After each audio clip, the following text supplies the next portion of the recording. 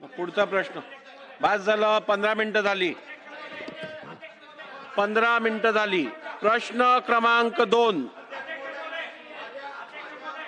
प्रश्न क्रमांक 2. अध्यक्ष महोदय, प्रश्न क्रमांक 2. अध्यक्ष महोदय छापल्या झाली 16 मिनिटं एका प्रश्नावर झाली.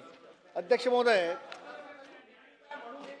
माननीय गृहमंत्री आणि मुख्यमंत्री महोदय देखील इकडे आहेत. या ड्रग्सच्या संबंधी वारंवार या सभागृहामध्ये आपण चर्चा करतो आणि या उत्तरामध्ये मंत्री महोदय आपण म्हटलंय की झिरो टॉलरन्स प्रमाणे आम्ही या सगळ्या प्रकरणामध्ये जर कोण पोलीस अधिकारी सापडले तर आपण निलंबित करू. आणि या सगळ्या नवीन मोहीम तुम्ही आणताय की ड्रग फ्री मुंबई. वारंवार सतत सातत्याने लोकप्रतिनिधींनी पोलीस ठाण्याला किंवा वरिष्ठ पोलीस पदाधिकाऱ्यांना ज्या ज्या ठिकाणी ड्रग्ज विकलं जातं याची माहिती दिल्यानंतर देखील तिथे तात्काळ कारवाई होत नाही. आजही मुंबई शहरात, मी ज्या मुंबई शहराचं प्रतिनिधित्व करतो त्या मुंबई शहरात गल्लीबोळामध्ये गांजा ड्रग्ज विकला जातो, पण स्थानिक पोलीस ठाण्याला माहिती दिल्यानंतर देखील ती कारवाई होत नाही. आम्हाला सरकारकडनं ही अपेक्षा आहे की ही सगळी चैन तोडावी लागेल. याला आपण अनेक कारवाया करतोय. सरकार आणि माननीय मुख्यमंत्री आपण ज्या भूमिकेतून ह्या सगळ्या गोष्टी करताय, परंतु त्याला हवं तितकं यश येत नाही आहे. आणि म्हणून कायमस्वरूपी ड्रग्स या राज्यातून हद्दपार करण्यासाठी ज्या योजना करणं आवश्यक आहेत त्याच्यामध्ये खऱ्या अर्थाने खाली जे ड्रग्स विक्री करतात आणि ड्रग्स सेवन करतात त्यांच्यावरती तात्काळ त्या पोलीस ठाण्यामध्ये उपाययोजना करणं आवश्यक आहे. आज पोलिसांचा काय प्रॉब्लेम आहे अध्यक्ष महोदय, माननीय मंत्री महोदय, की प्रश्न घ्या. प्रश्न असा आहे, प्रश्न माहिती देतो मी.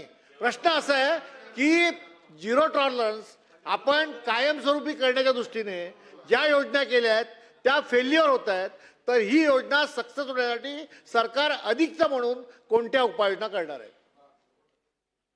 माननीय अध्यक्ष महोदय, सुनील प्रभूजींनी अत्यंत महत्त्वाचा प्रश्न या ठिकाणी विचारलेला आहे आणि आज राज्यासमोर आणि देशासमोर निश्चितपणे एक अत्यंत महत्त्वाचं आव्हान हे नार्कोटिक्सच्या माध्यमातून उभं राहिलं आहे. आणि म्हणून आता केंद्र सरकारने देखील सर्व राज्यांच्या सोबत एकत्रितपणे अँटी नार्कोटिक्सची मोहीम घेतलेली आहे.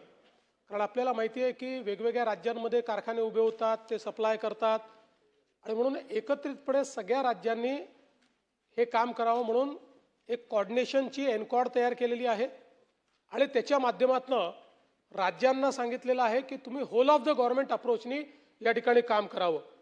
आपणही आपल्या राज्यामध्ये आता whole of the government approach केलेला आहे आणि याच्यामध्ये 15 विभाग जे आहेत म्हणजे सर्व संबंधित विभाग, महसूल विभाग, वन विभाग, कृषी विभाग, उद्योग विभाग, वैद्यकीय शिक्षण, औषधी द्रव्य, गृह परिवहन विभाग, त्यासोबत सामाजिक न्याय, विशेष सहाय्य विभाग, सार्वजनिक आरोग्य विभाग, उच्च व तंत्र शिक्षण विभाग, नगर विकास, शालेय शिक्षण, ग्राम विकास अशा सगळ्या विकास विभागांना आपण आता टास्क तयार करून दिल्या. कारण ही लढाई एकट्या पोलिसांच्या भरोश्यावर होऊ शकत नाही. यामध्ये वेगवेगळे जे काही घटक आहेत त्या सगळ्या घटकांना होल ऑफ द गव्हर्नमेंट अप्रोचमध्ये आता प्रत्येकाची टास्क प्रत्येकाला दिलेली आहे आणि त्यातनं एकत्रितपणे आपण हे काम चालू केलं आहे. आणि जसं मी मागे सांगितलं होतं की पूर्वी आपण एखादं ड्रगचं कन्साइनमेंट सापडलं की त्या कन्साइनमेंट पुरतं कारवाई करायचो. आता आपण फॉरवर्ड आणि बॅकवर्ड लिंकेज शोधणं सुरू केलं आहे आणि म्हणून आपण जर बघितलं तर आगरीपाडा पोलीस स्टेशन उदाहरणासारखं सांगतो की या ठिकाणी एक 25/5/26ला ज्यावेळेस एक आपण रेड केली आणि पकडलं आणि मग त्याच्यानंतर त्यांच्याकडनं चौकशी करून ज्यावेळेस आपण बॅकवर्ड लिंकेजमध्ये गेलो त्यावेळी आपल्याला MD बनवण्याची प्रयोगशाळा मिळाली. त्यातनं 14 किलो 493 ग्रॅम मेफेड्रॉन मिळालं, जवळपास 50 कोटी किमतीचं. साकीनाका पोलीस स्टेशनमध्ये अशाच पद्धतीनं ज्यावेळेस एक पेडलर सापडला त्यावेळी त्याच्यावर ज्यावेळेस आपण कारवाई केली त्यावेळी जवळपास बॅकवर्ड लिंकेजमध्ये गुजरातमध्ये आपल्याला कारखाना सापडला त्याचा आणि गुजरातमधल्या कारखान्यामध्ये जवळपास त्या ठिकाणी 74 कोटी रुपयाचा माल हा आपल्याला प्राप्त झाला. पिंपरीमध्ये देखील ज्यावेळेस रेंज हिल्सला सिम्बॉसिस हॉस्टेलच्या जवळ अशा प्रकारचा पेडलर सापडला त्यावेळी त्यातही आपण बॅकवर्ड लिंकेज जे आहे ते शोधून काढलं आणि त्यातनं एक्झर्बिया टाउनशिप या ठिकाणी त्यांनी जो व्यवस्था उभी केली होती ती आपण ज्यावेळेस मोडून काढली त्यावेळेस लक्षात आलं एका रूममध्ये हायड्रोपोनिक गांजाची शेती ते करत होते आणि ती पण आपण त्या ठिकाणी उलटवली. जवळपास 44 कोटी रुपयाचा माल हा त्या ठिकाणी मिळाला. असं जवळपास आपल्याला वेगवेगळ्या ठिकाणी, म्हणजे सगळंच मी सांगत नाही, पण याच्यामध्ये मला सांगायचं एवढंच आहे की जवळपास वेगवेगळ्या राज्यांमध्ये जाऊन, म्हणजे आपल्या राज्यात तर आपण कारवाई केलीच, पण बॅकवर्ड लिंकेज आणि फॉरवर्ड लिंकेजमुळे वेगवेगळ्या राज्यांमध्ये जाऊन आपण या संदर्भातली कारवाई करतो. आणि आता आपण बघितलं असेल या पुरवणी मागण्यांमध्ये आपण जाणीव जागृती करण्याच्या संदर्भात देखील मोठ्या प्रमाणात मोहीम हातामध्ये घेतो. सगळ्या शाळा कॉलेजेसच्या आजूबाजूचे अशा प्रकारचे जे ठेले किंवा त्या ठिकाणी ज्या ठिकाणी पोटेन्शियली ड्रग्ज किंवा नार्कोटिक्स विकले जातात ते उद्ध्वस्त करण्याचं काम चालू आहे. 2-3 हजार अशा प्रकारच्या स्ट्रक्चर्सवर प्रत्येक शहरामध्ये कारवाई आपण सुरू केलेली आहे. आणि जसं मी सांगितलं आत्तापर्यंत जे काही पोलीस या नार्कोटिक्सच्या केसमध्ये डायरेक्ट किंवा इनडायरेक्टली त्या ठिकाणी इन्व्हॉल्व भेटले त्यांना बडतर्फच करण्यात आलेला आहे. ही लढाई देश पातळीवर मोठ्या प्रमाणात सुरू झालेली आहे. काही काळ नक्की लागेल, पण हे साम्राज्य आपण निश्चितपणे उद्ध्वस्त करू.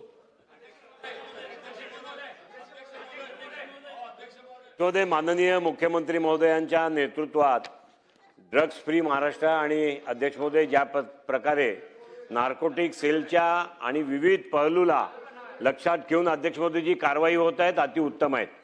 अध्यक्ष महोदय आतापर्यंत या प्रकारच्या कारवाई कुठल्याही राज्याच्या राज्य सरकारमध्ये आपण महाराष्ट्रात, मला सुद्धा अध्यक्ष महोदय इकडे 20 वर्ष होत आली आहे, मी पाहिलेलं नाही आहे ज्या देवेंद्रजीच्या माध्यमातून होत आहेत.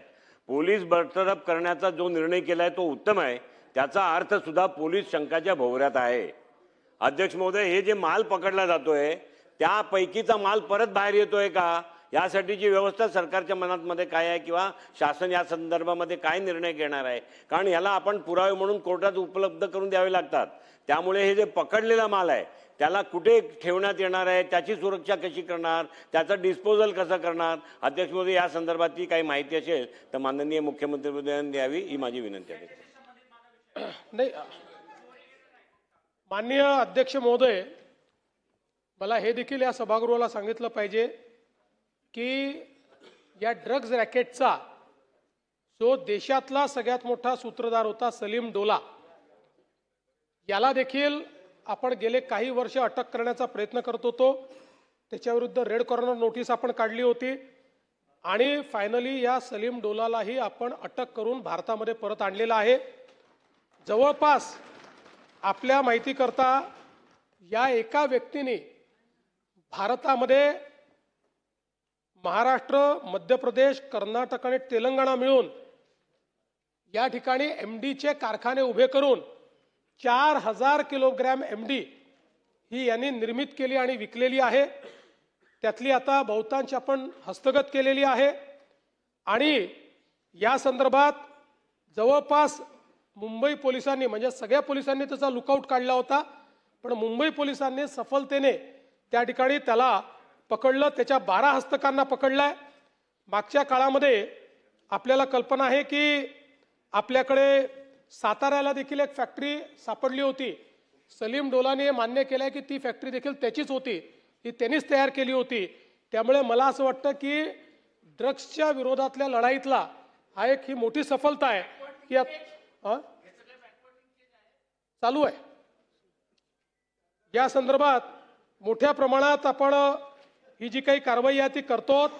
आणि आत्ता जे सागर साहेबांनी सांगितलं त्यातही सागर साहेब, आता केंद्र सरकारने जी काही नवीन भूमिका घेतली